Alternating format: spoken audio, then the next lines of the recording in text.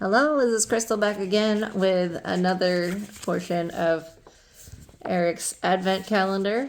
I had requested that every time that there was a Captain Marvel comic that I would be the one to read it because I love the female heroines and Captain Marvel is probably my ultimate favorite.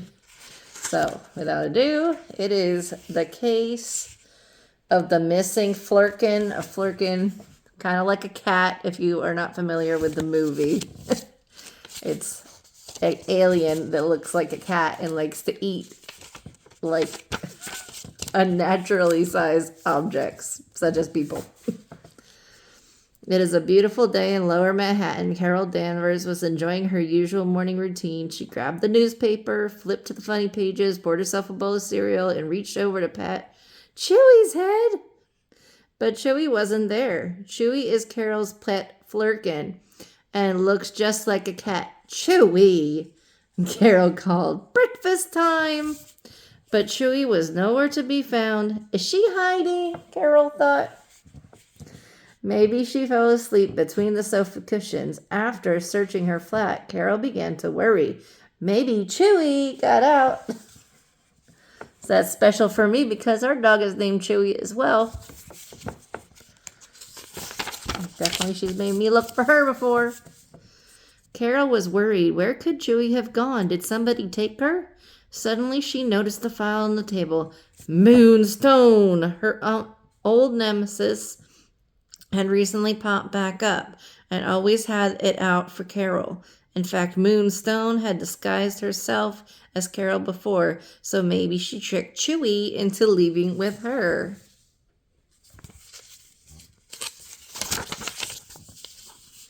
Carol changed into her Captain Marvel suit and prepared to begin the search for Moonstone, but more eyes were always helpful on a mission. Let's see who might be available, she said to herself. Let me see. Hopefully I can identify everybody. That's Rocket. Hopefully it looks like Black Widow to me. That looks like it might be Scarlet Witch. And that's some kind of generic Iron Man guy. You can see the level of Marvel lore that I know, but I love Captain Marvel. Captain Marvel decided to call her pal James Rhodey Rhodes, otherwise known as War Machine. That was him. Oh, that was him there. Otherwise known as War Machine, she rocketed off to the Avenger Tower where War Machine was working. Rhodey was in a super boring meeting when Captain Marvel flew up to the top floor window to get his attention. I need your help on a mission to rescue Chewy, she told him. You sure she's not, in your sweater drawer or something? Rhodey asked. Captain Marvel shook her head. Moonstone had stolen Chewy. She was sure of it. Rhodey again agreed to help, and they set off to solve the case of the missing Flerken. That's the name of the story.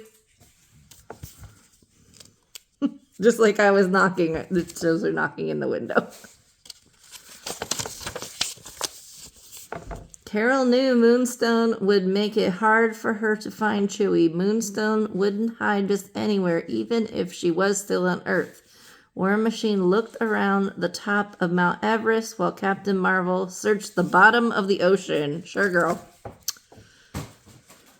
They met up again in the Sahara, but neither of them had found Chewy.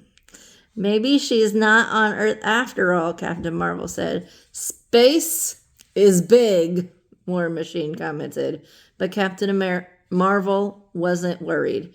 I have lots of friends, she said, as she flew off into outer space. The two heroes traveled to a bunch of different star systems and asked everyone if they had seen Chewy, but nobody knew anything about Moonstone kidnapping a cat or a Flerken, and nobody knew where Moonstone could be hiding. Let's see if I know anybody on this page. Not really. Just generic aliens. Captain Marvel even asked the Guardians of the Galaxy over for a game of ping pong. Ha! I don't know nothing, Rocket confessed. I don't even like those Flerkens. Captain Marvel couldn't believe it. She was back to square one. Now, there are some faces I know. Sweetheart Star-Lord, Rocket, Gamora, Groot. Oh, Eric, what's the Wasp girl's name? Mantis. Mantis. There we go, Mantis. They're all there. Oh, and there goes Drax. We can't forget about Drax. Finally, Captain Marvel noticed a cluster of black holes in a relatively empty quadrant of the Milky Way galaxy. Those weren't there before. The only person I know who can create black holes like that is Moonstone. What are we waiting for?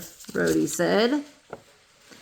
If you don't know, we have only one black hole and it's very, very, very far away from Earth. Rhodey used his navigational skills to pilot them to Moonstone's lair hidden on an asteroid between the black holes. The heroes burst in and confronted Moonstone. "Where's my cat? I mean, Flerken," Captain Marvel yelled. Moonstone leaped up and immediately blasted a laser beam at her old enemy.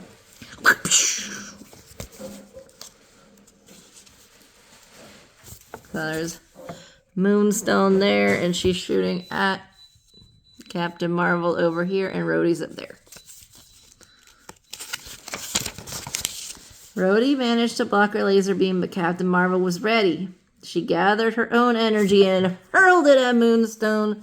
Soon, Captain Marvel and Moonstone were sending zaps of energy across the lair until finally the two blasts met.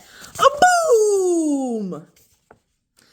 The two blasts of energy burst against each other and exploded, knocking everyone back.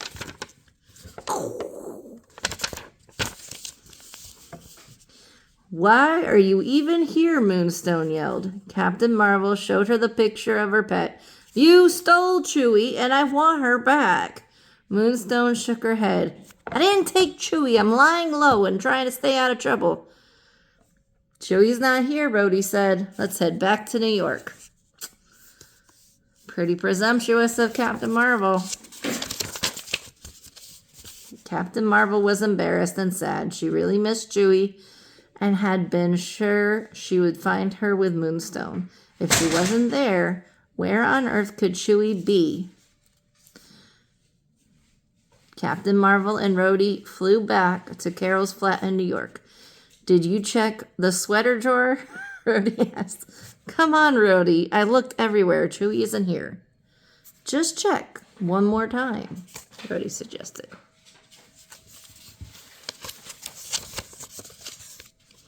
"Chewie!" Carol exclaimed.